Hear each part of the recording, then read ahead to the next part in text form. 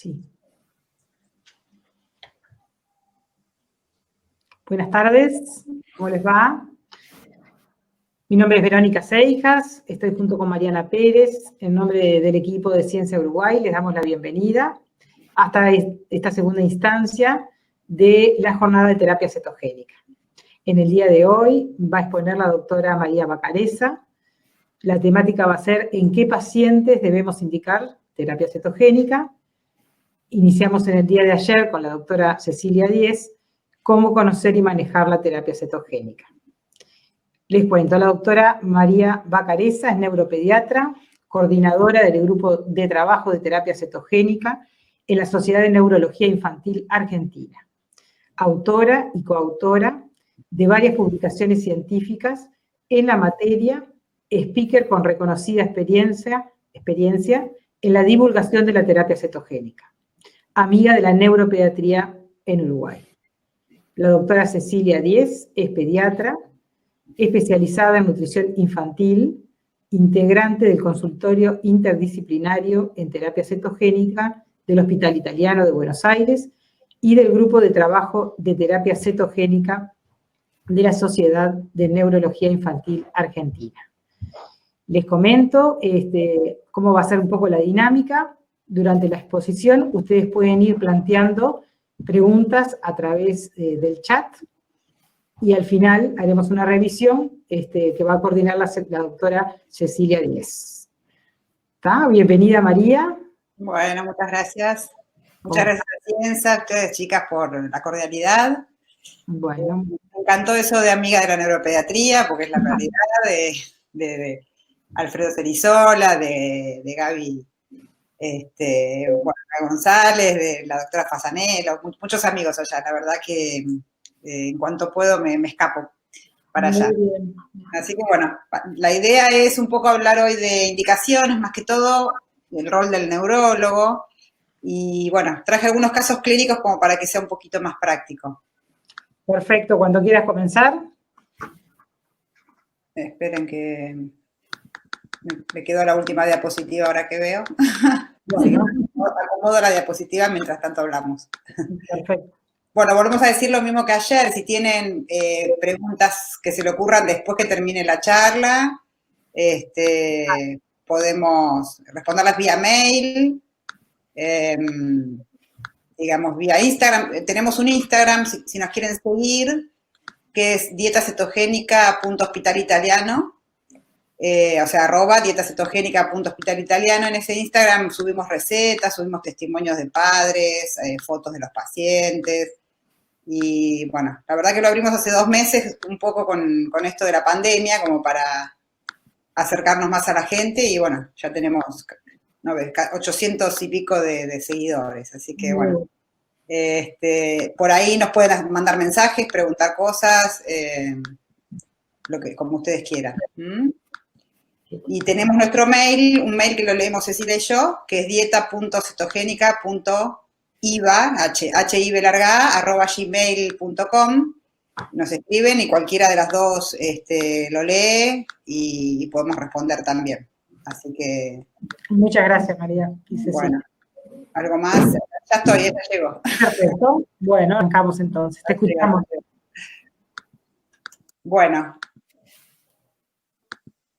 Ahí estamos.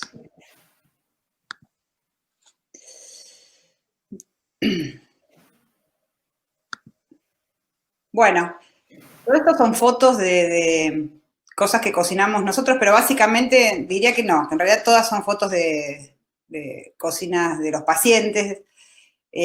Una paciente, la primera vez que apenas empezó la dieta, hizo estas galletitas que dicen keto, ¿sí? Como para concientizarse y fanatizarse. Se pueden hacer pizzas, postres, tartas, rabas, milanesas, empanadas, bueno. A ver, la idea que nosotros impulsamos es mucho contacto con los pacientes y esto de la posibilidad, que sabemos que esto va a durar 2, 3 años, en el mejor de los casos, si el paciente responde a la dieta. Entonces, la idea de ofrecer comidas que sean atractivas y que nos permitan una compliance a largo plazo. Sin embargo, son dietas restrictivas. Nosotros recibimos WhatsApp todo el tiempo, como por ejemplo, el primero que dice que Julieta, que se comió, una noche se comió un pote de 500 gramos de dulce de leche, bueno, y que venía muy bien, pero que empezó a tener crisis de nuevo. O un sábado una adolescente Sofía, que nos mandó este chat que no aguantaba más, que ya quería salir de la dieta, o una adulta, ¿no? Alejandra, que nos dijo un día que se dio cuenta que su vida era a base de harinas, ¿no? La realidad es que son dietas complicadas de hacer. Cuando hay buena efectividad, obviamente que es más fácil que el paciente persista en la dieta, ¿no? Y bueno, esto cortito porque ya habló bastante Cecilia ayer, pero recordar que también depende un poco de qué variedad de dieta va a ser más estricta, menos estricta en el sentido de cantidad de grasas. La gran diferencia son las proteínas. Cuando uno tiene un 12% de proteínas, como es una dieta de Atkins modificada, es mucho más fácil cocinar, nos permite mucho más variabilidad en los menúes que si hacemos una dieta keto clásica, que es apenas un 4% de carbohidratos y un 6% de proteínas aproximadamente, ¿sí? También tenemos las dietas de TCM, las dietas de bajo índice glicémico y el famoso ayuno intermitente que está tan de moda ahora, estas dietas de autofagia, digamos, que nosotros no las utilizamos de rutina, pero sí eventualmente cuando el paciente pierde la cetosis por algún motivo, hacemos estos ayunos intermitentes. ¿Qué dieta elegimos? Bueno, va a depender de distintas características del paciente, ¿sí? En un lactante usamos siempre dietas 3-1. No se recomienda dietas más altas que 3-1 y en general los lactantes responden bien a esta relación cetogénica, ¿sí? Ya cuando cumplen el año uno puede subir a 4-1 y eso puede fácilmente durante toda la infancia y hasta la adolescencia eventualmente hacer dietas 4-1.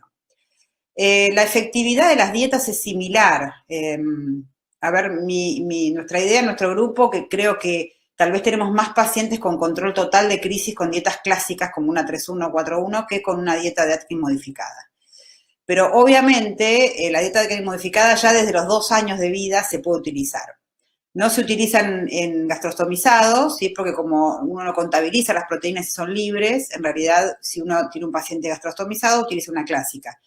Pero la dieta Atkins modificada es ideal para los chicos que comen mucho, que no se sacian fácilmente, los chicos con trastornos conductuales, los niños autistas, por ejemplo. Siempre es más fácil hacer una Atkins que una clásica. Y como les contaba Cecilia ayer, son dietas más fáciles, socialmente más aceptadas. Es fácil ir a comer a un restaurante con una dieta de Atkins modificada y muy difícil, hay que ir con el tupper, con la vianda, en la dieta clásica. Después está esta variedad de bajo índice glicémico, que no hay tantas publicaciones, el grupo de Massachusetts es el que más tiene, y básicamente las publicaciones son en pacientes con síndrome de Angelman. Es similar a una dieta de Atkins modificada, pero con 40-60% gramos diarios de hidratos de carbono, para lo cual son dietas que si uno piensa sostener un paciente, supongamos un GLUT adulto, es ideal una dieta de bajo índice glicémico si el paciente logra buen control de crisis. Esto es un concepto que me parece muy básico, pero que yo creo que quiero que se lleven de esta charla, es que no se puede hacer dieta cetogénica si no es con un equipo de trabajo. O sea, el equipo de trabajo tiene que constar mínimamente con un neurólogo, neuropediatra o neurólogo de adultos especializado en epilepsia, o por lo menos que sepa claramente las indicaciones de la dieta, claramente los síndromes epilépticos, ¿sí?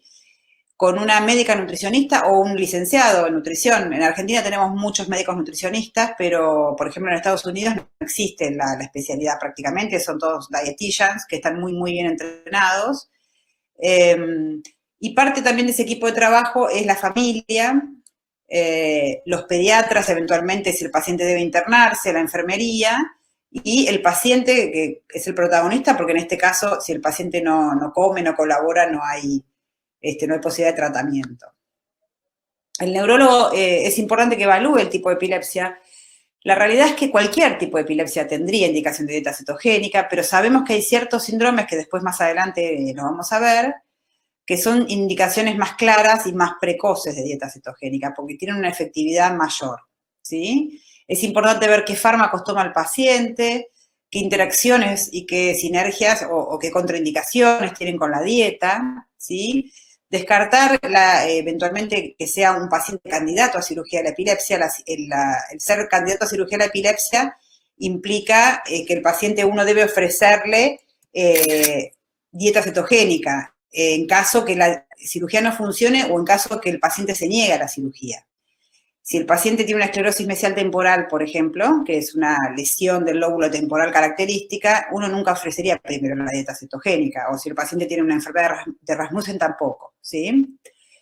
El médico nutricionista, ¿qué rol tiene? Bueno, valorar el estado nutricional del paciente previo a iniciar la dieta, controlar sus medicaciones, modificar todo lo que sean jarabes y pasarlo para ver cantidad de hidratos de carbono y pasarlo a comprimidos. Y, bueno, evaluar, por ejemplo, la parte digestiva, la parte de la deglución del paciente, que es muy importante. Cualquier cosa que pueda influir en el cumplimiento de la dieta o que pueda aumentar la chance de efectos adversos, ¿sí? Nosotros también contamos con una licenciada en nutrición, esto va cambiando, hemos tenido años sin licenciada en nutrición. La verdad que cuando tenemos licenciada en nutrición, aporta desde otra mirada, que para mí es muy interesante, que tienen tal vez más experiencia en la practicidad de la cocina y en cuestiones que muchas veces suman. Obviamente que a más profesionales en el equipo, más rico es lo que uno puede ofrecer. El paciente, y en este caso la familia, pues los padres son parte, obviamente, porque son los que cocinan en general, y los que se aseguran que el paciente reciba la dieta. Es importante que, algo que les decimos en la primera consulta, esto es una dieta con una adhesión estricta. Acá no hay permitidos, acá no hay un sábado puedo comer un plato de fideos, ¿sí? O sea, es una dieta súper estricta, sin permitidos. Y tienen que comer todo lo que está en el plato, ¿sí? Sobre todo en las dietas clásicas en las cuales todo está matemáticamente y milimétricamente calculado. Entonces, si el paciente se le arma la porción, debe comerla hasta el fondo. Yo siempre les decimos en la consulta cuando usted le da el topiramato, se asegura que tome hasta el último pedacito del topiramato. Bueno, esto es lo mismo, ¿sí? La importancia de la suplementación de vitaminas y minerales, como comentaba ayer Cecilia, la verdad que nosotros en 15 años hace que hacemos dieta, hemos visto déficit vitamínicos severos en 3 pacientes con encefalopatía de Wernicke, por ejemplo. Bueno, ustedes saben, ¿no? La deficiencia de vitamina B1 es un cuadro gravísimo, y en los 3 casos era no porque no le habíamos indicado nosotros las vitaminas, sino porque los pacientes por algún motivo la dejaron de comprar o se la dejaron de dar. También hemos visto una deficiencia de cobre, con un cuadro bastante grave, ¿sí? Y bueno, hay que enseñarle cuáles son los efectos adversos probables que tienen, ¿sí? Como para que nos comenten: pérdida excesiva de peso, aumento de peso o constipación, ¿sí? Y bueno, ver cómo afecta en el sueño, en la conducta, el hecho de estar en una dieta tan estricta.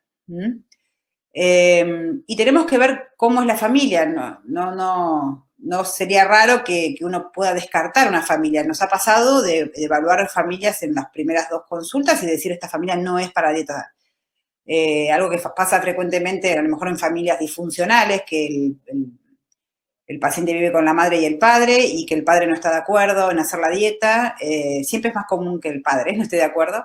Y entonces sabemos que el paciente va a estar 3 días en su casa con su mamá y va a hacer bien la dieta, y cuando vaya con el padre no.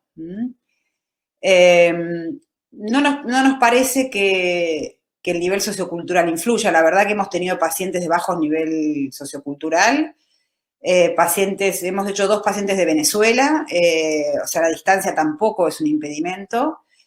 Tenemos pacientes de todo el interior del país, y realmente el paciente ideal, diría yo, son esos padres obsesivos y comprometidos y muy metódicos, digamos, que no es raro verlos como padres de pacientes neurológicos, ¿sí? Pero la evaluación inicial de la familia, y nosotros a veces cuando tenemos duda, tenemos un psicólogo que solemos mandar a los pacientes cuando tenemos dudas si iniciar o no una dieta cetogénica.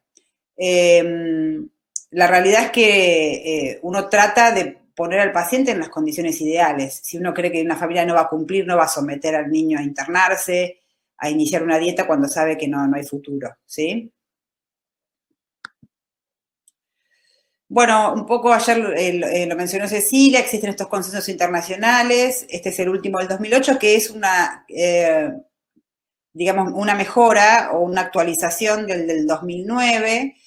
Hay la Charlie Foundation, que es la fundación esta que salió a partir del caso emblemático este de Charlie, del hijo del director de cine. La Charlie Foundation subvencionó en el 2009. En el 2008 fue el primer congreso global de dieta cetogénica, que si pueden ir el año que viene, este año se pospuso, iba a ser en Brighton y va a ser el año que viene. Así que les recomiendo a la gente que esté entusiasmada con dieta cetogénica ir a un congreso internacional. La verdad que es muy enriquecedor, porque hay 700 asistentes de todo lado del mundo con muchísima experiencia. Este consenso del 2009 salió a partir de reuniones que hubo en el del 2008 en Arizona, y bueno, predominantemente siempre los consensos son más de neurólogos, pero también hay licenciadas en nutrición. Está el doctor Caraballo ahí, que es de Argentina, digamos, que era el único representante de Sudamérica en ese momento.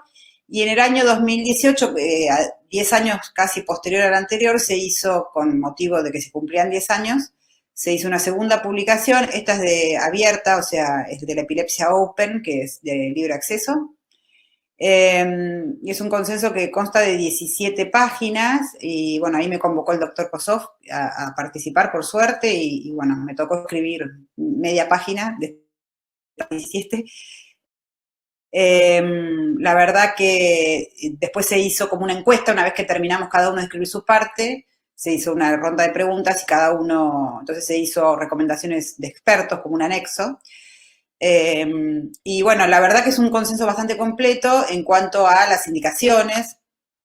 ¿Sí? Fíjense a la izquierda, en el 2009, la cantidad de indicaciones que había claras según la literatura, y en el 2018 cómo se ampliaron. La tabla 1, la primera que está arriba, es las indicaciones más claras, o sea, que se sabe que se benefician más del 70% de los pacientes, ¿sí? Lo que nosotros llamamos beneficio en dieta cetogénica es lo mismo que en los trabajos que se hacen, los trials que se hacen con fármacos. Uno dice que un paciente se beneficia cuando mejora al menos a la mitad, o sea, cuando las crisis se controlan por lo menos en un 50%. Y fíjense, síndrome de Angelman, el complejo mitocondrial 1, el síndrome de Dravet, que es una enfermedad bastante frecuente, la enfermedad de DUS.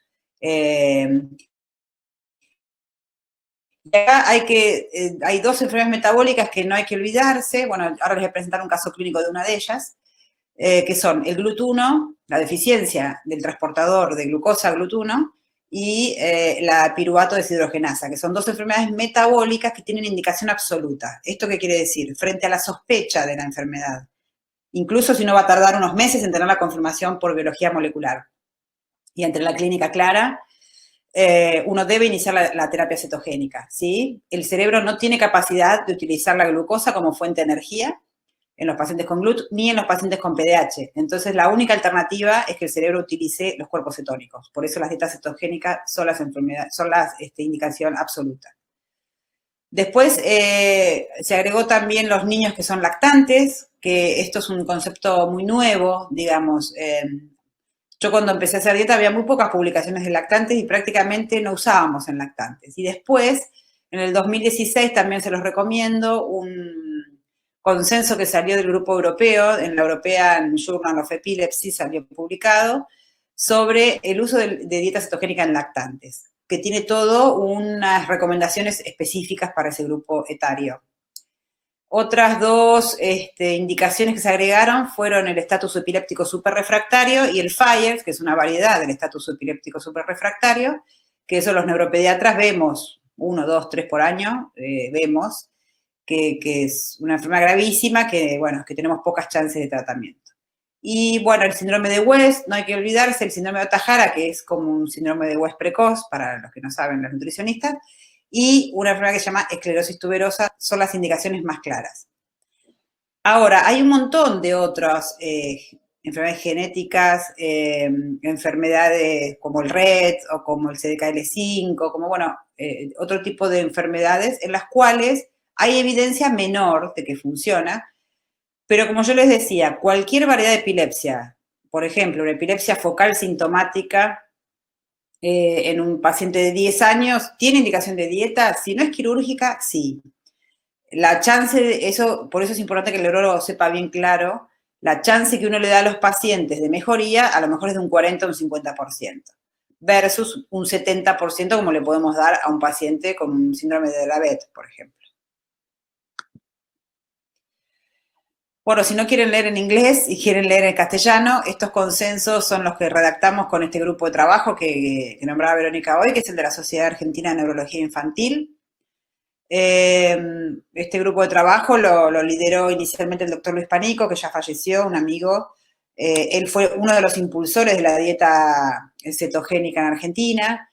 El doctor Panico tenía un grupo de dieta en la ciudad de Santa Fe, en la provincia argentina, y él, su sueño antes de fallecer, digamos, era armar este grupo de trabajo. La verdad que lo hizo todo su último año de vida, él me pidió su ayuda, convocamos a nutricionistas, a neurólogos, y aproximadamente somos entre 40 y 50 personas hoy por hoy, mitad neurólogos, mitad nutricionistas, y nuestro primer objetivo fue redactar en español consensos, y entonces primero desarrollamos, el primero que salió publicado fue el Consenso Nacional sobre Dieta Cetogénica, que ese es sobre clásica. Estos dos consensos están en una revista que se llama RevNeurol, que es de acceso libre. Después redactamos un par de años después el Consenso Nacional de Dieta Modificada, que es similar, basado en la literatura y basado también, obviamente, en nuestra experiencia, ¿no? Bueno, y vamos a los casos clínicos. Este es un caso clínico que tuvimos en el hospital hace 2 o 3 años, más o menos. Fue nuestro primer paciente con déficit de PDH. La PDH, el complejo PDH, para el que no recuerde, es un complejo que cataliza un paso clave en la generación de la energía celular. Y cuando hay una falla genética que condiciona que sea deficitario este complejo, provoca un bloqueo en la vía de la oxidación aeróbica e impide que el piruvato se transforme en acetil-CoA y esto entre al ciclo de Krebs, ¿sí? Esta es mía, ahora ya tiene 3 años casi, ahora de haber cumplido en julio. Hay 6 genes responsables, los más comunes son la E-alfa y la E-beta, creo que mía tenía la E-alfa, tardamos como 1 año y medio en hacer la biología molecular, pero se pudo certificar. Y como acá está la vía de la glucosa del piruvato a la glucosa, ¿sí? Y acá es donde está el déficit del piruvato al acetil-CoA. Entonces el acetil-CoA no se genera, no puede entrar al ciclo de ácido tricarboxílico y formarse el ATP, entonces hay un fallo energético. ¿Qué pasa? Cuando el fallo energético es muy grande, ocurre, como tiene esta paciente, les voy a mostrar la resonancia, que tienen lesiones severas intrauterinas. Entonces, cuando nacen, cuando uno lo tiene que sospechar, cuando uno ve un paciente ya con, por ejemplo, como esta paciente que tenía hecho una resonancia intrauterina con una lesión cerebral severa, y cuando uno mide el láctico y el pirúvico y están claramente aumentados, ¿sí? El líquido cefalorraquídeo también, y ahí uno sospecha que puede tener malformación cerebral más acidosis láctica, un déficit de PDH. Ella además nació con un Apgar bajo, digamos, con un puntaje de Apgar bajo, tenía una ventriculomegalia bilateral con quistes, fíjense la malformación severa, ¿no? Ventriculomegalia, quistes interhemisféricos, hipoplasia cerebelosa y agenesia del cuerpo calloso. Lo de la agenesia del cuerpo calloso es muy característico de la PDH. Con láctico elevado, que esto es importante, se le da glucosa y el láctico empeora. Eso es una prueba clara y una sospecha clara, ¿sí? Con hipoglucemias posteriores. Le hicimos electroencefalograma por eventos que tenía cuando nació y fíjense, el electro ya era de un patrón encefalopático neonatal, ¿sí? Asimétrico claramente, con el hemisferio derecho con un patrón, diría yo, casi de paroxismo supresión, o sea, tenía una epilepsia grave, una encefalopatía epiléptica grave neonatal, con una acidosis láctica y malformación cerebral severa. Entonces, ante la sospecha de PDH, fíjense lo que era su resonancia. Y acá hay un dilema ético, me parece, ¿no? La pregunta es, bueno, ¿qué hacemos con un paciente así? Nosotros los neurólogos nos enfrentamos muchas veces a estos dilemas. Le ofrecemos la dieta cetogénica, ¿cuánto le vamos a mejorar la calidad de vida? La realidad es que sabemos que esta resonancia no tiene cura y no tiene solución, pero claramente con esa acidosis láctica ni siquiera se iba a ir a la casa, ¿no? Y bueno, es algo que debatimos los neurólogos con la familia también y se decidió iniciar la dieta y ver qué ocurría. Fíjense, estos son los lácticos desde el nacimiento, ¿no? Ella nació acá a fines de junio y el 20 de julio iniciamos la dieta cetogénica. Fíjense la caída del láctico a valores normales en el lapso de 5 días, que fue lo que nos llevó a instaurar la dieta. Y fíjense, el 20 de julio inició la dieta y en 5 días ya teníamos 1.2, 1.4 de cetonas y coincide con el descenso del láctico. O sea que claramente hubo una asociación, una respuesta, digamos, en descenso del láctico y una mejoría clínica. La paciente estuvo muy bien. Hicimos una dieta clásica, porque es un lactante, no se puede hacer otro tipo de dieta, con ketocal exclusiva por sonda nasogástrica. Además, se le daba carnitina y tiamina como tratamiento de su PDH, multivitamínicos, levetiracetam, ¿sí? Hidrocortisona. Bueno, estuvo muy bien, la verdad, los primeros 6 meses estuvo fantástica hasta que hizo un síndrome de West a los 6 meses y ya costó ahí mucho más controlarla. La dieta siempre la siguió bien, la verdad que se le pudo sacar la sonda y la comía por boca hasta el año y medio que requirió una sonda nuevamente, porque tomaba poco líquido sobre todo, pero bueno, al menos ella estuvo más confortable, pudo irse a la casa, ellos son de Santa Fe, volvieron a su casa y seguimos con los controles cada 2 o 3 meses en consultorio. Bueno, distinta, eso es para que vean una paciente que le fue más o menos, una paciente, la anterior mía, una paciente grave, una paciente que tiene una indicación clara y nadie lo duda por su enfermedad de base. Después hay cuestiones éticas que uno puede decir si vale la pena o no. Sabemos que la mortalidad es muy alta en la PDH y más con esa resonancia, pero bueno, hemos logrado confort, diría yo, mía nada más. Muy distinto es el caso de Sofía. Sofía es nuestra paciente estrella, diría yo. Sofía tiene actualmente 12 años, ¿sí? Empezó su epilepsia a los 2 años. Ella tenía una hemiparesia congénita por una lesión de un accidente cerebrovascular prenatal. Yo la conozco a los 4 años, ella se seguía con otro neurólogo, después vine a los 4 años, ella venía con oxcarbazepina y empezó a ser lentamente de difícil manejo, se le agregó clobazam, se le agregó ácido valproico, levetiracetam, y año a año empeoraba, hasta que a la edad de los 9 años empieza a afectarse su aprendizaje, empieza con problemas de atención, con problemas escolares, y ese electro que tenía múltiples descargas muy frecuentes pasó a tener un síndrome que se llama síndrome de punta onda continua del sueño lento. Ese síndrome está ahí en la segunda tabla, en la tabla que decía que puede ser que se beneficie. La verdad que nosotros tenemos 4 o 5 pacientes con síndrome de punta onda continua y de los cuales 3 claramente con una excelente evolución. Entonces yo desde el principio le ofrecí la dieta. Los padres no querían, le tenían mucho miedo a lo social, a los cumpleaños, a las fiestas, al colegio, bueno. Y fueron como 1 o 2 años de empeoramiento, en el cual entre los 9 y los 11 que yo intenté convencer a los padres, ellos querían seguir probando fármacos, quisieron probar el cannabis. ¿Qué pasó? Ya estaba con 3 fármacos en ese momento y uno de esos era el clobazam. Cuando le puse el cannabis hizo una toxicidad terrible por el cannabis, por el clobazam. Al bajar el clobazam empezó a hacer crisis, hasta que un día con 60 crisis por día se interna. Dijimos, empezamos la dieta urgente. La verdad que hicimos una dieta de Atkins modificada. Acá les muestro antes su videoelectro, fíjense, para los que no saben las nutricionistas, esto es una descarga permanente del cerebro, ¿sí? Esto condiciona que el paciente cuando se duerme no registra, no guarda en su memoria nada de lo que aprendió. Se llama síndrome de Penélope, que teje de día y desteje de noche. Bueno, esto compromete las funciones cognitivas globales, ¿sí? De hecho, Sofía era una nena que iba en ese momento a 3er grado, a 4º grado, había adquirido lectoescritura en forma normal y que la psicopedagoga un día me manda un mail diciendo que estaba muy preocupada por el empeoramiento y, por ejemplo, hasta se olvidó de la clave en el celular, o sea, cosas básicas que las perdió. Bueno, fíjense, esta es su lesión, su lesión focal por una secuela de un stroke prenatal. ¿Qué pasó? Bueno, cuando estuvimos con Cecilia dijimos, no, 11 años, en ese momento tenía 10 años tenía en ese momento, dijimos, no vamos a hacer una dieta clásica porque va a ser muy difícil esta familia, en el sentido de que ya estaban negados con la dieta.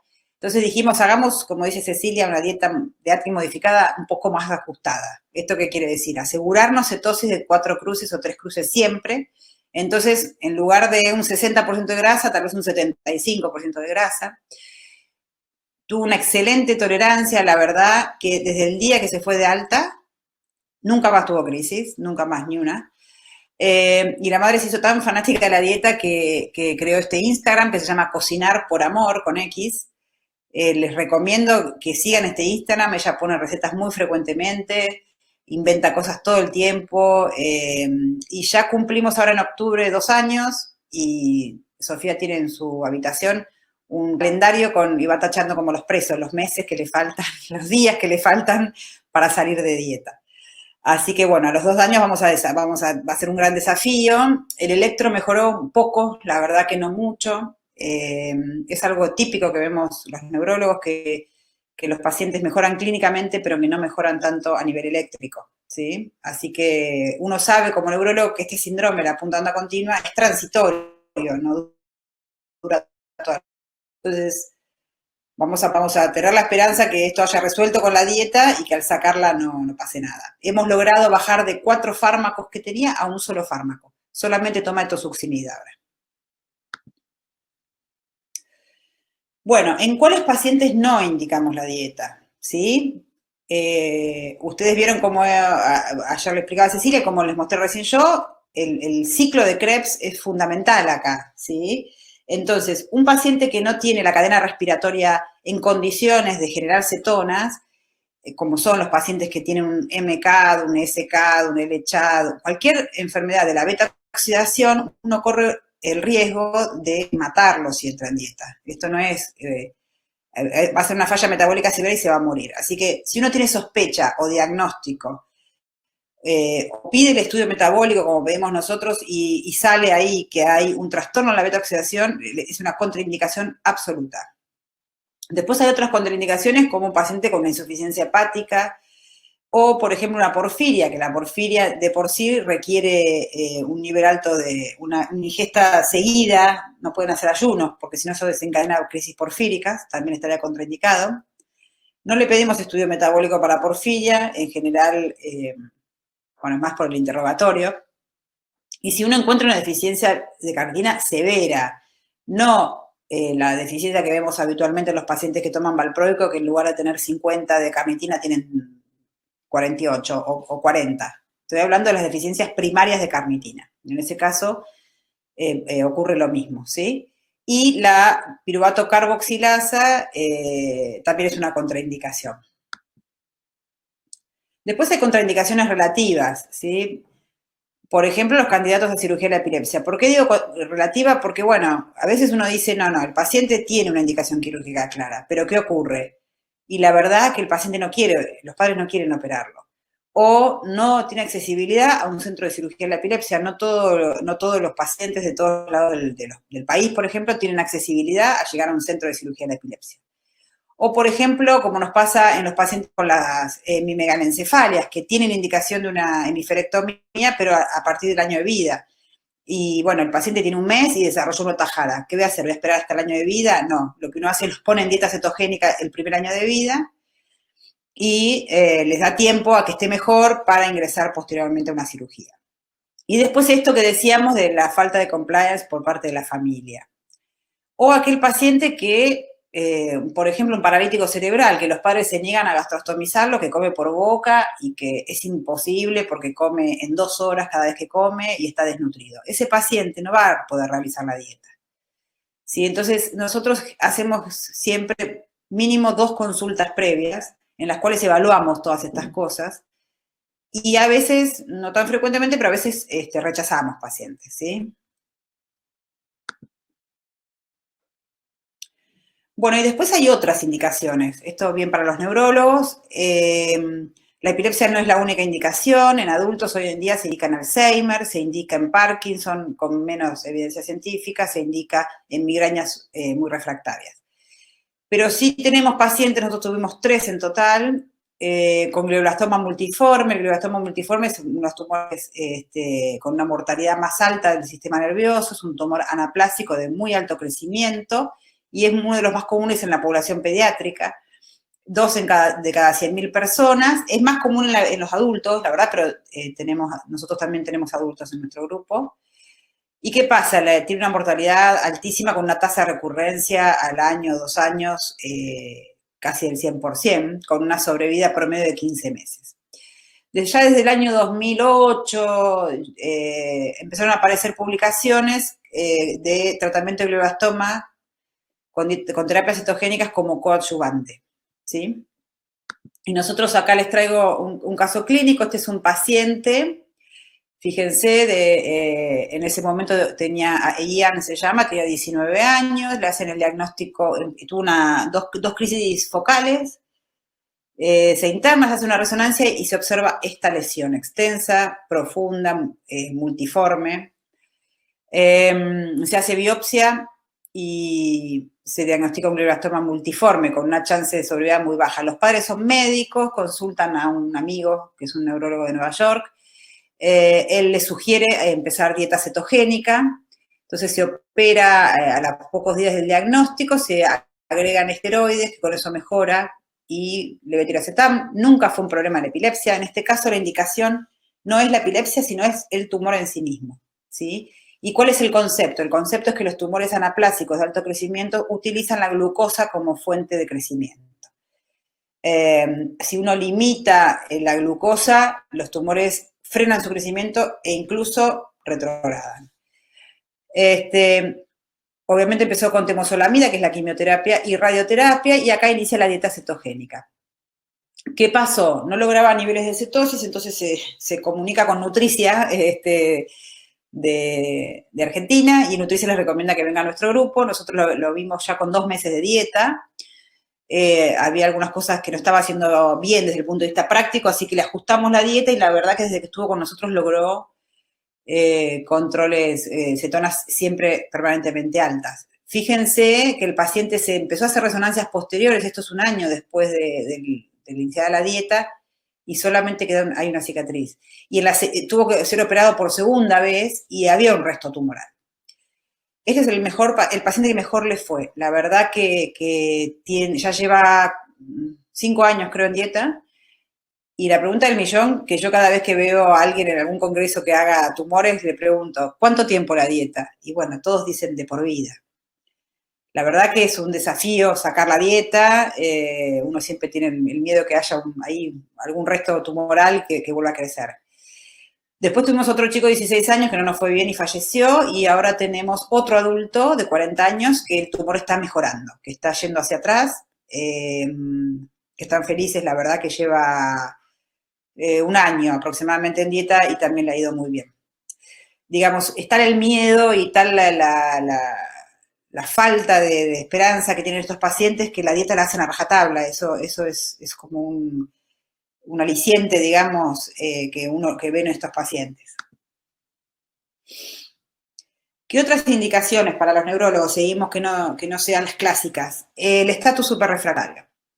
Bueno, ¿qué es el estatus superrefractario? Es aquella convulsión que no frena luego por lo menos de 24 horas de tratamiento anticonvulsivante, y que esto incluya un tratamiento anestésico. Entonces el paciente entra a la guardia, prueba los fármacos, benzodiazepinas, difenil, levetiracetam, pasa a goteo de midazolam, pasa a propofol, bueno, el paciente sigue y sigue.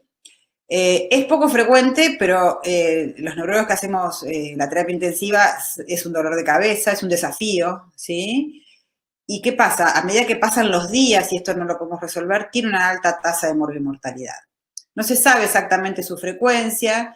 Sabemos que de todos los estatus epilépticos, el 12 al 40% son refractarios, y se supone que en 15% de estos podría transformarse en superrefractarios. Bueno, estos son todos los trabajos. Este es un trabajo un poquito viejo ya, de 2011, pero realmente es un trabajo que hizo Jorbon, que analizó todos las publicaciones con estatus superrefractario, y es el primer trabajo que oficialmente nombra a la dieta cetogénica, ¿sí? Fíjense, no nombra que no hay ningún trabajo randomizado, pero sí hasta el año 2011 había 6 trabajos publicados con 20 casos publicados. Obviamente que eso ahora se multiplicó, pero es el primer trabajo que lo pone ahí como una opción terapéutica válida. Este es otro, acá en este otro trabajo, también, fíjense, fíjense que la mayoría de las series tienen un adulto, 5 chicos, 9 niños. Obviamente que ninguno son trabajos randomizados. ¿Sí? Nosotros publicamos en el 2012 a 5 pacientes, de los cuales 3 eran FIRES y 2 no FIRES. Ahora tenemos 18 que deberíamos publicarlos. Sí, pero bueno, fíjense que todos se instauró la dieta y con distinta evolución. Entonces, ¿cuál sería el protocolo que usamos los neurólogos cuando tenemos un estatus superrefractario con anestesia, que incluye la ketamina, que es un fármaco que se usa mucho, con más las drogas, más el soporte de la terapia intensiva? Podemos utilizar, si el paciente tiene una meningitis, tiene una enfermedad desmeninizante, el tratamiento específico. Si no, utilizamos, este es el esquema del protocolo que propone Jorbon, ¿no? Administramos magnesio, piridoxina. Si sospechamos algo tipo inmunomediado, corticoides y gamma-globulina y plasmaféresis, y si no, pasamos a la dieta cetogénica. Ellos prueban antes la hipotermia. La verdad que, bueno, no sé qué experiencia tienen los neurólogos que están escuchando. Hemos probado en 2 o 3 veces hipotermia y no hemos tenido suerte. La verdad que pensamos antes en la dieta. Y sobre todo porque la dieta es fácil de instaurar. La verdad que es muy fácil en la terapia intensiva. Y si uno quiere saber cómo, acá hay un protocolo que publicó la gente de Corea. La gente de Corea es muy fuerte en dieta cetogénica, son pioneros y tienen muchísimas publicaciones. De hecho, el último congreso que fuimos fue en Corea. Y ellos, bueno, el Samsung Medical Center, que es, allá todo se llama, todo es Samsung en Seúl. Pero bueno, ellos en el Samsung Medical Center diseñaron un protocolo. El Johns Hopkins también tiene un protocolo que es muy interesante para leer sobre estatus. Ellos, cuando el paciente entra y sospechan que van a utilizar la dieta, le hacen rápidamente un screening para desórdenes de la beta-oxidación y van haciendo los cálculos de calorías y líquidos y se determina qué relación cetogénica el cálculo de la fórmula. Sacar toda la dextrosa, nosotros decimos, hay que ayunar al paciente, así lo hacemos nosotros, ayunamos 48 horas al paciente. Hay que convencer a los terapistas de ayunarlo. Ayunarlo no es pasarle dextrosado, ayunarlo es poner un fisiológico durante 48 horas y sacar toda medicación que contenga glucosa, ¿sí? Y se empieza a monitorear la glucosa. El último estatus lo tuvimos hace 20 días, ahora que pienso son 19 nuestros pacientes. Excelente nos fue, excelente, lo ayunamos 48 horas, logró cetosis y bueno, ya está en la casa. Hay distintas maneras, ¿sí? Cuando ya tenemos niveles de cetonas de más de 3, empezar con 1/3 de la fórmula y se va escalando progresivamente. Nosotros con nuestro paciente empezamos con la mitad de la fórmula durante 48 horas y después pasamos al total. Si podemos en estos pacientes checar cetonemia en sangre, cetonemia obviamente que es en sangre, mejor, porque es más fidedigno, que tenemos que lograr valores entre 2 y 6, y estar atentos a las hipoglucemias, a los náuseas, a la deshidratación. Y después el paciente, si logra control de crisis, sigue con la dieta. En el caso particular de los FIRES, se siguen 6 meses, eso es lo que dicen las recomendaciones, y siguen con las consultas ambulatorias igual que siempre. Nosotros tenemos experiencia en estatus superrefractario entre el año 2006 y 2020, bueno, son 19, me faltó el último paciente, fue hace 15 días, estos 18 pacientes, de los cuales la mitad fueron FIRE. Y después tuvimos 7 sintomáticas focales y 2 inmunomediadas. Muy interesante, las 2 inmunomediadas, 100% de control de crisis inmediatamente. La verdad que dentro de las encefalitis inmunomediadas por el anti-NMDA no es frecuente el estatus superrefractario. pero si lo tiene, nos ha pasado con estos 2 pacientes que fue imposible de controlar con otras cosas, ni con los corticoides, ni con la plasmaféresis. En el primer paciente lo pusimos como un mes después, estuvo un mes en estatus y decidimos ponerlo en dieta y controló rápidamente. El segundo paciente ya a la semana lo pusimos porque como ya teníamos la experiencia previa con tan buena respuesta en el anterior, este es el último paciente que tuvimos desde hace 6 meses nada más y quedó libre de secuelas. Y esta es otra de nuestras pacientes preferidas, que fue el primer FIRES que tuvimos. Ni siquiera sabíamos lo que era el FIRES, y ni siquiera se llamaba FIRES en esa época, se llamaba DESC, que es epilepsia desbastante de la edad escolar. Así se llamaba antes. Es una niña, en ese momento tenía 7 años, Fátima, y empezó con una crisis parcial, que en ese momento se llamaban parcial compleja, ahora le cambiaron el nombre, parcial con arresto de conciencia, bueno. En un cuadro febril, una resonancia de cerebro normal, un electro focal, se va a la casa con oxcarbazepina, con trileptal. Vuelve una semana después, había tenido fiebre, y presentó ya 2 episodios más y ya ahí no volvió a recuperar nunca más la conciencia. Letárgica, sin respuesta a órdenes simples, y le hicimos un bioelectro que evidenció que tenía un estatus no convulsivo. La punzamos en ese momento, tenía 40 glóbulos blancos, empezamos a buscar serología, PCR, todo negativo, resonancia y estudio neurometabólico, todo normal. Hasta ahí no teníamos diagnóstico, no teníamos ni la más mínima idea, y esta chica tenía este electro con estas de actividad intermitente, de ritmos rápidos, casi continua, fronto-centro-parietal izquierda, con unas crisis muy características, que son crisis operculares, o sea, crisis asociadas a la región perioral, crisis con movimientos distónicos o con movimientos clónicos del miembro superior.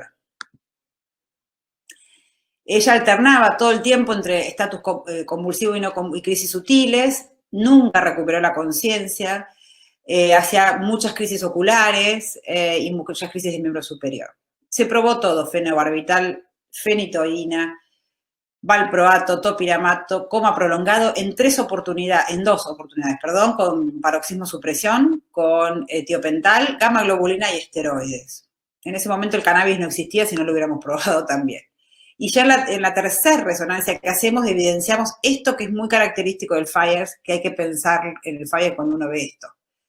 Estatus que no responde, crisis operculares y atrofia hipocampal bilateral es FIRES, hasta que se demuestre lo contrario.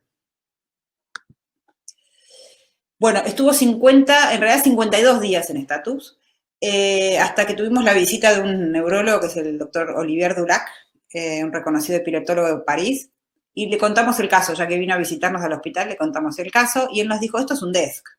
Bueno, nos sacó un artículo, nos mostró el artículo, dijo, póngale dieta cetogénica, que es lo único que funciona.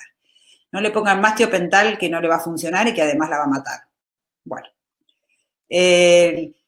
Nunca habíamos hecho una dieta en la terapia intensiva, hubo que convencer a los terapistas, la ayunamos, le pusimos 4-1 y a los 3 días desaparecieron totalmente las crisis, se pudo extubar después de 52 días. ¿Cómo la instauramos? Le hicimos el ayuno hasta que logramos las cetonas, le pasamos el ketocal 4-1, con 3 ingestas diarias, y esto es importante, el hacer pocas ingestas diarias con 6 horas entre comida y 12 horas de ayuno nocturno es lo que ayuda a la formación de cuerpos cetónicos. Si uno pone un goteo continuo o uno pone 5 comidas diarias, las cetonas no aparecen de la misma manera. Los requerimientos calóricos no los limitamos ni al peso, o sea, ponemos calorías full y proteínas también, con líquidos también totales y toda la medicación en comprimidos. Nosotros tenemos la historia clínica computarizada y fíjense que podemos poner esto, ¿no? Carteles por todos lados que digan no administrar jarabes, ni soluciones con dextrosa, ni diluciones en dextrosa, ¿no? No diluir la medicación en dextrosa. Y acá cargamos la fórmula cetogénica, el ketocal, la cantidad que queremos, ¿sí? En qué horarios bien estrictas, fíjense, 7, 13 y 19, o sea, tiene que ser en esos horarios y nos aseguramos que pase rápido, a lo mejor en media hora, 1 hora a más tardar. ¿Cómo le fue a Fátima en su vida? Bueno, la verdad que fue muy triste al principio. Ella salió de alta, le hicimos una evaluación neuropsicológica. Tenía todas las evaluaciones, fíjense que tenía 7 años y bueno, para los neurólogos que saben de evaluaciones, solo un Bailey le pudimos tomar, que es una evaluación muy básica de desempeño de la vida, con todo comprometido, no tenía lenguaje, se alimentaba por gastrostomía, traqueostomía, todo descendido. Ya a los 2 años del estatus le pudimos tomar una evaluación neuropsicológica y nos dio un coeficiente de 66, fíjense la mejoría. Ella hizo 2 años, casi 3 de dieta. Y fíjense, a los 11 años le volvimos a tomar otra evaluación, 73 de coeficiente. Y tendría que haber puesto la foto que no puse, la madre me mandó a tener una foto que ahora tiene 20 años, sí, 19 o 20, y rindió su primer examen, está estudiando para maestra jardinera y se sacó un 6 y estaba feliz. Fíjense, cuando salió Fátima, hizo rehabilitación súper intensiva, pero salió con tráqueo, con gastro, apenas sostenía la cabeza, y bueno, fue mejorando, no sé si milagrosamente es la palabra, para la familia sí, milagrosamente, y Fátima es una adolescente preciosa, hoy muy linda. Con epilepsia, todavía con 2 fármacos, tuvo un agravamiento de la epilepsia hace 2 años, que hubo que sacar el topiramato porque tuvo la mala suerte de hacer un glaucoma, perdió la visión del 90% en un ojo, le saqué rápidamente el topiramato y con los siguientes fármacos no le fue tan bien, tuvo otra internación por un estatus focal y ahora está con oxina y levetiracetam con control total de crisis de hace 2 años. Bueno, así que ese es yo diría que es uno de los mejores ejemplos de uso del ketocal, pero no es solo el estatus el uso del ketocal, ¿sí? Cualquier paciente que tengamos gastrostomizado, que se alimente por sonda, es el ideal del ketocal. Un lactante, ¿sí? Es exclusiva, muchas veces con el 4-1 nos da la relación justa, muchas veces hay que agregar un poco de Nutrilón, un poco de aceite, hay que hacer ahí unas mezclas para que nos dé una 3-1. Nosotros en Argentina tampoco disponemos del ketocal 3-1, que existe el líquido. Tenemos ahora el 2.5, pero es para mayores de 8 años la indicación. También lo usamos como suplemento, digamos, sobre todo para ingredientes de cocinar, o sea, es nuestro gran caballito de batalla para reemplazo de la harina. Hacemos panqueques de ketocal, galletitas con ketocal, bueno, todo tipo de comidas que permiten la adhesión a largo plazo. Es muy práctico, por ejemplo, si el paciente viaja, cuando nuestros pacientes que vienen del interior, es muy común que a lo mejor suban al avión y no tengan que comer, y bueno, directamente a veces llevan una ración de ketocal ya pesada y se preparan ahí la ración que les toca. Y si quieren recetas con ketocal, fíjense en esta página que es Dieta para, entran a la página de Dieta para Epilepsia, ellos los derivan al Facebook, en el Facebook de Dieta para Epilepsia, ustedes lo siguen, se hacen amigos, ponen acá me gusta y la verdad que el Facebook lo empezó Nutricia, no sé hace cuánto. Estas recetas las hicimos casi todos nosotros, ahora 5 años, 7 años, y ha crecido un montón en suscripciones, en amigos, y tiene muchísimas recetas que pueden sacarse ideas. Esto es también acá en el medio hay una fotito ahí con la doctora Gamboni, que es de Mendoza, que hicimos un taller en Mendoza. Bueno, la verdad que Nutricia en Argentina nos da una mano altísima. La mayoría de los grupos de dieta, bueno, no voy a decir la mayoría, pero muchos de los grupos de dieta, gracias a Nutricia que nos dio una mano y yo pude entrenar a muchos, a Neuquén, a Mendoza, a Bariloche, a Madrid, bueno, la verdad que es un orgullo, porque la verdad que esto de la importancia del trabajo en equipo y de divulgar la dieta a nivel nacional y ahora a Uruguay, o a futuro tal vez a Paraguay, es un tema, por lo menos es un desafío en mi caso personal. Bueno, como conclusiones, tener para los neurólogos esto, que es una opción para cualquier paciente con epilepsia refractaria, no esperar pasar por 7 fármacos. La definición de epilepsia refractaria es 2 fármacos no funciona, ya se puede pensar en la dieta, ¿sí? Si uno tiene un equipo adecuado, un equipo médico de dieta cetogénica, la puede ser instaurada rápidamente. No es un tratamiento con muchos efectos adversos, simplemente hay que seguir los protocolos y estar atentos. Que el 75% de los pacientes responden en 15 días. O sea, esta es la pregunta del millón que nos hacen todas las familias. ¿Cuándo me voy a dar cuenta si le sirvió? 3 de 4 pacientes en 15 días se ve la respuesta, el otro cuarto de pacientes en 3 meses. Se puso en adultos, en adolescentes, en lactantes, en neonatos. Sí, fíjense, Mía, la paciente que presenté con la PDH, empezó con 20 días de vida. Además tiene otros beneficios, mejora el sueño, mejora el humor, el alerta, la parte cognitiva, ¿sí? Y en pacientes graves que no tenemos muchas opciones, como el estatus refractario o superrefractario, también es una opción. Y que el desafío diario, yo diría, son los 400 WhatsApp que recibimos en forma diaria con Cecilia, que no consigo tal cosa, que recién hubo una que le intenté hacer tacos mexicanos y me quedó quemada la masa. Bueno, que si es lo mismo las chauchas que los rabanitos, son consultas diarias, sobre todo el primer mes. El primer mes es intenso, digamos, hay que estar muy atrás, después los pacientes se acomodan, se acostumbran, aprenden y ya no llaman más. Y a veces pensamos dónde estará tal paciente, ¿no?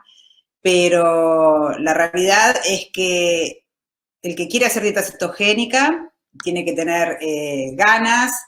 Los resultados son estos, todos estos pacientes que tenemos, nosotros ya tenemos 300 pacientes en dieta entre Atkins y no Atkins, y estas caras de felicidad que tienen nuestros pacientes. La fotito de ahí abajo, a la izquierda, es del doctor Luis Panico, en el lanzamiento de Ketocal del 2012 que hicimos acá en el Hotel Sofitel y cocinamos con el doctor. Somos dos, él era y yo soy una neuróloga rara, nos gusta cocinar, así que también cocinamos junto con Cecilia, más Cecilia que yo, obviamente, y mejor también.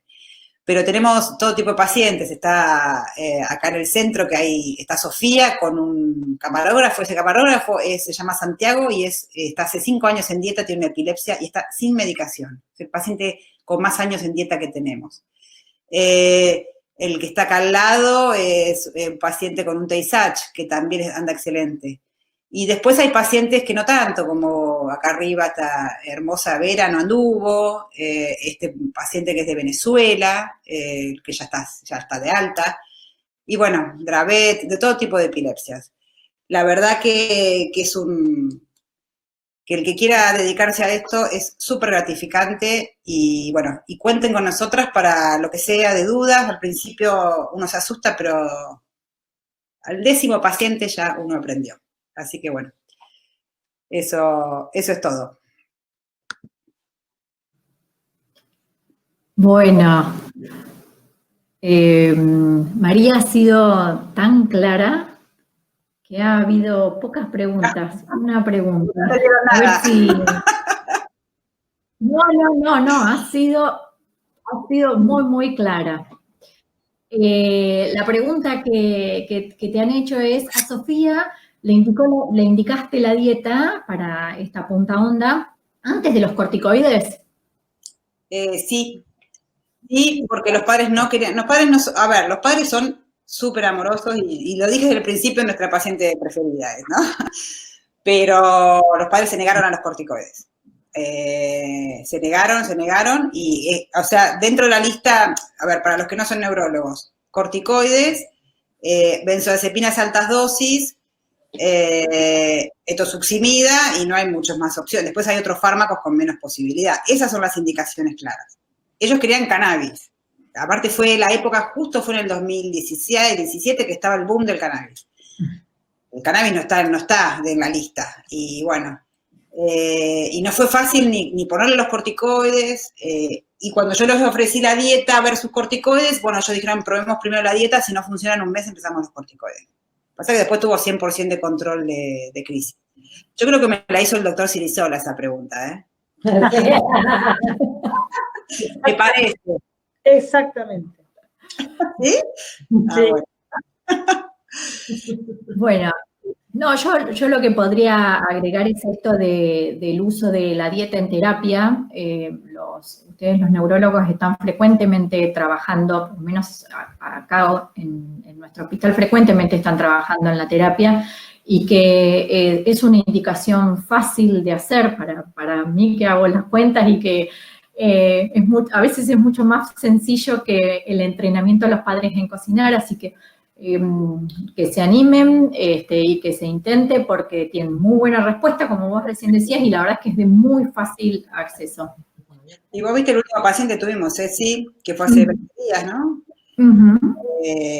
Estaba hace 10 días internado un chico con una enfermedad terminal, que también fue un dilema ético. Vuelvo a lo mismo, porque, a ver, los que hacemos neuropediatría en hospitales de alta complejidad como el nuestro, o no sé, como el Pereira supongo que será igual, a veces uno se para y uno dice, bueno, un chico con una parálisis cerebral severa, que no se conecta, que no sonríe, y bueno, pero realmente dejar morir a un paciente en un estatus, o dejar que un paciente tenga 150 crisis por día, si uno les puede corregir eso, cambiar, y el paciente, por ejemplo, simplemente empieza a sonreír o a seguir con la mirada, eso lo vemos súper frecuentemente.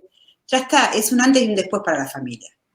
Y bueno, a veces uno dice, y en este paciente vamos a indicar la dieta, y bueno, pero es calidad de vida, no es indicar una diálisis renal, no es indicar ni siquiera una traqueostomía, digamos. Estamos hablando de tratamientos con muy poca efectos adversos y de fácil hacerlos, digamos. Entonces, bueno, yo creo que sí, yo soy defensora me lo planteo igual cada tanto, no, me lo planteo, pero sí. Han surgido dudas, Mari. Acá hay una pregunta que en lactantes con estatus súper refractario, si también se inicia con ayuno. Quizá yo puedo contestarles eso. Lactantes supongo que se están refiriendo a menores de 1 año. La verdad es que 12 horas de ayuno, uno podría, son pacientes que están en terapia intensiva, que están muy bien monitorizados, así que 12 horas de ayuno no habría problema. Menores de 6 meses, y yo ahí ya le diría a los neurólogos, no. Al neurólogo, no, arranquemos con fórmula. Pero entre 6 meses y 1 año, con un buen estado nutricional, 12 horas de ayuno, no habría problema. Después también preguntaron, experiencia que tenés en la asociación entre dieta cetogénica y cannabis. Sí, en general es positiva. Tanto cannabis como estimulador vagal, digamos, son sinergias, digamos. El cannabis, no es hiperglucemiante, es un aceite, y hay ciertos síndromes. Por ejemplo, ahora tenemos un West refractario, que ingresó hace un chico, un caso muy triste porque es un nene con una secuela, una miastenia congénita, una miastenia neonatal por la madre con miastenia. El chico nace con una debilidad, con una miastenia transitoria neonatal, que no fue transitoria porque hace un paro cardíaco por una mala praxis y quedó con una hipoxia-isquemia severísima. A los 6 meses desarrolla un síndrome de West, refractario a todo. A todo no se probó tanto, se hizo corticoides, Sabril y topiramato, no respondió, ya nos pasaron para dieta. Y la verdad que tuvo una respuesta pobre a la dieta, a pesar que el síndrome de West suele ser más respondedor. Pero este paciente mejoró un 50%, para los padres había mejorado mucho más que para nosotros. La verdad que yo creo que nosotros le planteamos de sacarlo y de ninguna manera lo quisieron sacar. No sé por qué, si porque no querían perder la última esperanza. Bueno, empezamos hace 15 años con cannabis y mejoró muchísimo. Entonces, ahí uno dice que es el cannabis, es el sinergismo. La verdad que sí, es una opción válida. Incluso en el FIRES hay trabajos de la gente de Nueva York sobre FIRES y cannabis, digamos. En el DRAVET sería otra asociación que funcionaría bien. Y pasa lo mismo con el estimulador vagal. Hay muchos trabajos de colocar el estimulador vagal en los Lennox o en los pacientes con otro tipo de epilepsias. ¿Por qué? Porque el estimulador vagal tarda 6 meses en hacer efecto, empieza a hacer efecto a los 6 meses y después es una opción terapéutica a largo plazo. La dieta son 2 años. Y si el paciente uno lo retira de dieta a los 2 años y recidiva, bueno, la puede reintentar. Tenemos un alto porcentaje de reinicios. Hasta 3 veces hemos hecho dieta en distintos pacientes. En el mismo paciente, perdón.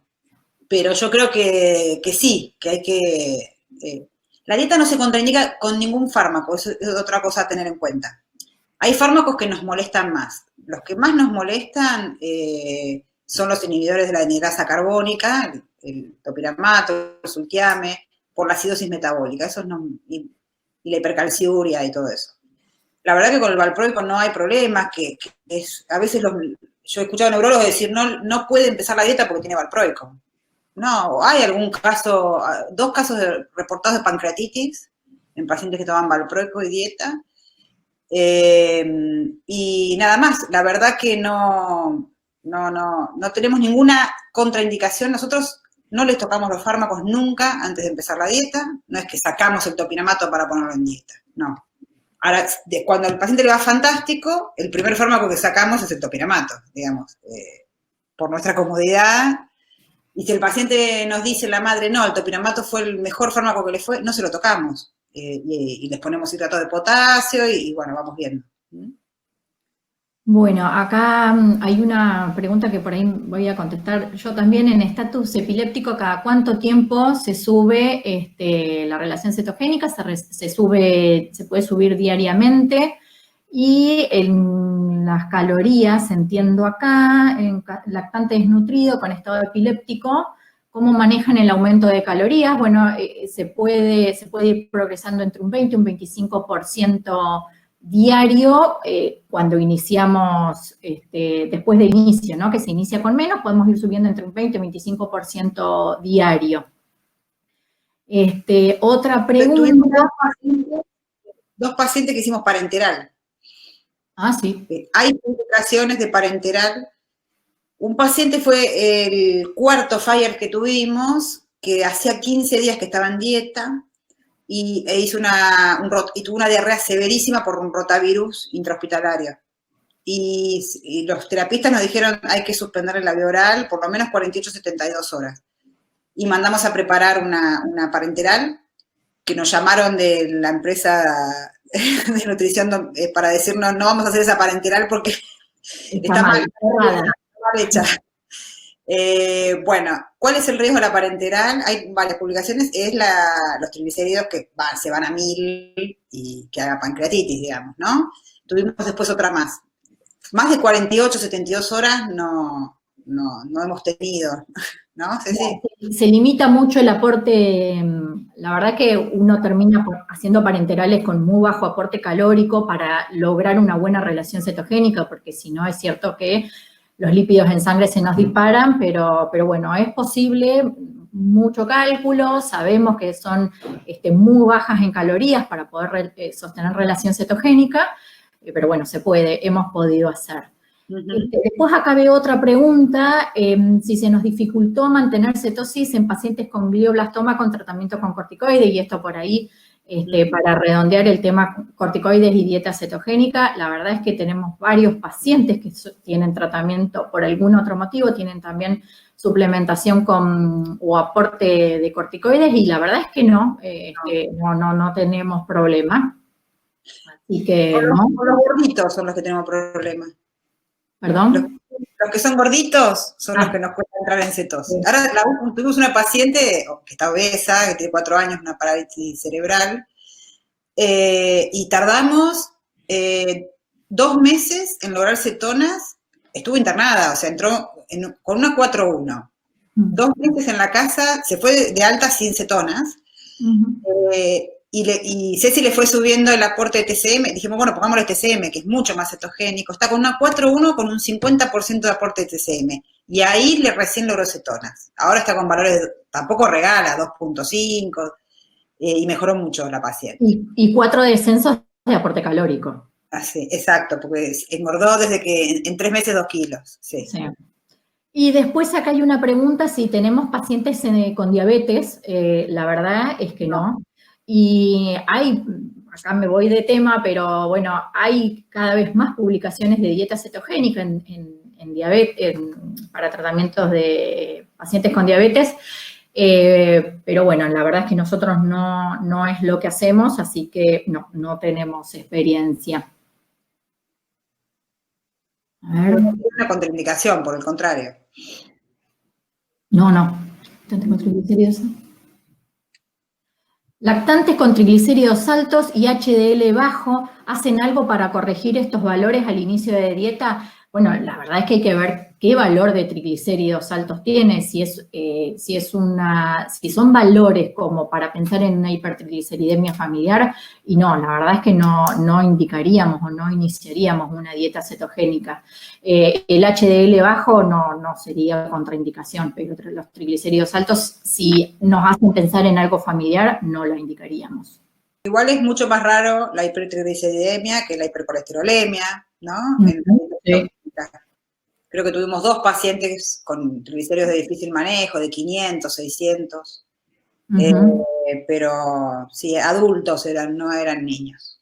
Niños con hipertrigliceridemias así severas no hemos tenido. Sí, ¿te acordás el que yo te conté ayer que lo tuvimos que sacar porque no venía a control? Pero era grande, adolescente, sí. Ah, no, sí, ya sé. El Down. Bueno, excelentes ambas presentaciones, ahora ya nos están felicitando, creo que yo no veo ninguna más, no sé. Sí, estos adversos graves, yo pues todavía quedan unos minutos, que tuvimos los más graves, tuvimos 3 pacientes, que también es algo que tenemos que publicar, con síndrome de Fanconi, con tubulopatía de Fanconi. Todos empezaban de la misma manera, empezaban con pérdida de fósforo por orina, empezaron a perder glucosa, les hacíamos un laboratorio y tenían acidosis metabólica con bicarbonatos de 12, de 10, de 11. Rápidamente bajamos, cuando uno tiene una acidosis metabólica, eso se corrige bajando la presión cetogénica, ¿sí? Porque se supone no, la acidosis metabólica que uno ve en dieta cetogénica es acidosis con el anion gap aumentado por los cuerpos cetónicos. Les bajás la relación cetogénica, los cuerpos cetónicos bajan, la acidosis mejora. No hay que dar bicarbonato, digamos, no mejora dando bicarbonato. A todos les bajábamos y seguía bajando el bicarbonato, los internábamos en general, y cuando les hacíamos ionograma en orina, pérdida de todo por orina, y a los 3 pacientes, ninguno tenía ácido valproico, que es una causa frecuente de tubulopatía por Fanconi, y a los 3 pacientes les suspendimos la dieta, y los 3 pacientes revirtieron en una semana los síntomas y quedaron, pero bueno, consideramos como un efecto adverso grave de la dieta. No encontramos otra causa. Por suerte ninguno de los 3 al sacarlo de dieta empeoró, o sea, siguieron bien. Todos eran chicos chiquitos, menores de 2 años, y graves. Un año ya de tratamiento. Un año de tratamiento, ninguno lo hizo inmediato. Una llevaba ya 2 años de tratamiento, las otras 2 un año, exactamente. Y enterales eran, eso. Sí. Llamativo. Después acá hay una pregunta, dosis, que la veo, perdón. Dosis de TCM en lactantes, ¿manejan rangos? En realidad uno hace hasta el 50% del aporte graso, lo puede reemplazar por TCM. Ahora, lo importante de esto es ir indicándolo paulatinamente. Cada mínimo 3 días tienen que pasar entre un ascenso y otro para ver tolerancia. El TCM, la verdad es que da bastante disconfort intestinal, entonces, bueno, es algo que uno tiene que ir subiendo progresivamente. Yo arranco con un 5, un 10% del aporte graso y lo subo mínimo 3 días. Lo ideal es dejar pasar por lo menos una semana entre ascenso y ascenso. Voy progresando de a un 5 a un 10%, voy reemplazando hasta un 50%. 176 es el valor de triglicéridos del lactante. La verdad es que es un valor, no es un valor para preocuparse por dieta cetogénica, así que si el resto está óptimo para iniciar, la iniciaría. Por ahí quizá habría que repetir un laboratorio al mes, no esperar a los 3 meses, que es por ahí el primer control, al mes repetiría. Durante las horas de ayuno, ¿no? Para el laboratorio, porque a veces los lactantes hacen menos horas de ayuno. Tal cual, el triglicérido es altamente modificable por ayuno, así que con adecuado tiempo de ayuno, pero al mes haría, por ahí achicaría el intervalo. Y investigaría por ahí también a la familia, ¿no? A ver qué pasa con los lípidos en esta familia. Bueno, no veo ninguna otra. Bueno. Bueno, muchísimas gracias. La verdad que ha sido súper productivo. Ayer tuvo mucho éxito también, Cecilia, ya te comenté hoy. Así que bueno, seguramente surjan algunas preguntas más. Obviamente. Como ya dieron las direcciones y las páginas para conectarse. Después, si querés, Vero, después te paso bien las direcciones y... Dale, perfecto. Y así las mandas por mail. Me quedaron algunos mails haciendo algunas preguntas, así que bárbaro. Dale, perfecto, genial. Ponerte en contacto. Gracias por la invitación y Sí. la próxima que sea presencial. La próxima es Sí, presencial. ojalá que sí, Con unos mates, de verdad. A cocinar la próxima. O un taller, eso sería genial. Un taller de cocina sería muy divertido. Bueno, muchas gracias. Y por ahí repetirles que quedó en el canal de YouTube. Sí, vamos a publicar después en el canal de YouTube y les pasamos la dirección. El link. Buenísimo. Las dos presentaciones. Bueno, muchas gracias. Muchas gracias. Chau, chau. Hasta luego. Adiós.